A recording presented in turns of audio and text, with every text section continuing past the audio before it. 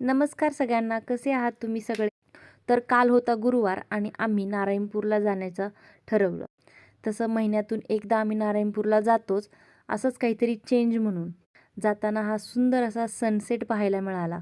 खरं तर थांबून फोटो काढण्याची इच्छा होती, पण पुढे उशीर होईल म्हणून थांबलो नाही. घरातून निघताना अंधाराच्या आत आपण तिथे पोहोचू असं वाटलं होतं, पण आम्हाला रस्त्यातच अंधार झाला. जाताना आम्हाला ट्रॅफिकसुद्धा लागलं. जर तुम्ही कोणी कासुर्डी मार्गाने नारायणपूरला जात असाल तर अजिबात या रस्त्याने येऊ नका, कारण की रस्ता खूप जास्त खराब आहे. कासुर्डीमधून यायचं असेल तर तुम्ही हायवे मार्गाने कापुरोळ साईडने येऊ शकता. जाताना हा चंद्रसुद्धा दिसायला लागला, तरीही आम्ही पोचलो नव्हतो. अखेरचं एकदम अंधाराचं पोचलो.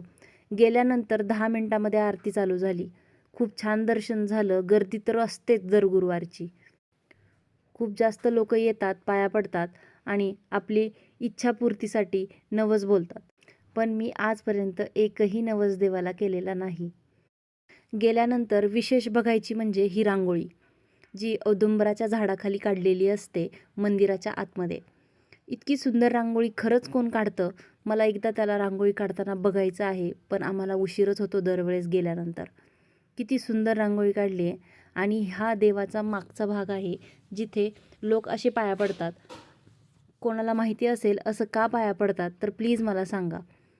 मंदिराच्या बाहेर खूप जणांनी नवीन गाड्या आणल्या होत्या पूजेसाठी आणि तिथले पुजारी काका पूजा करत होते. मी अवनीच्या बाबांना म्हटलं, आपणही गाडी घेतल्यानंतर नारायणपूरला पूजा करायला नक्की आणूयात. कुणी बारकी गाडी घेतली होती, कोणी मोठी गाडी घेतली होती, पण आनंद मात्र सगळ्यांचा सेमच होता.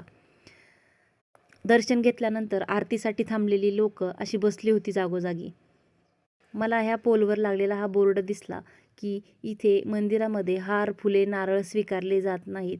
मग मंदिराच्या बाहेर विकणारी माणसं का बरं ठेवत असतील? विशेष कौतुक आहे. शेजारीच एक महादेवाचं मंदिर आहे, नारायणेश्वर म्हणून. खूप छान मंदिर आहे. या मंदिराचं बांधकाम चालू आहे आणि हे मंदिर एकेका शिळामध्ये बनवलेलं आहे. म्हणजे हा एक खांब एका शिळामध्ये बनवला आहे. त्याच्यावरचं नक्षीकाम तुम्ही बघू शकता. इतकं सुंदर आहे. आतमध्ये महादेवाची पिंड देखील आहे. महाशिवरात्रीला या मंदिरात विशेष गर्दी होते. बघा किती सुंदर नक्षीकाम केलं आहे. ह्या मंदिरात आल्याशिवाय आम्ही निघतच नाही. आतमध्ये गेल्यानंतर थोडासा व्हिडिओ काढायला चान्स मिळाला, तो काढून घेतला. बाहेर पडल्यानंतर भाजी मार्केटसुद्धा आहे. मंदिरात दर्शन करून आल्यानंतर प्रसाद खाणं मस्ट आहे, कारण की हा प्रसाद खूप छान असतो आणि आशीर्वाद म्हणून आपण तो घ्यावा. नक्की या. Bye bye.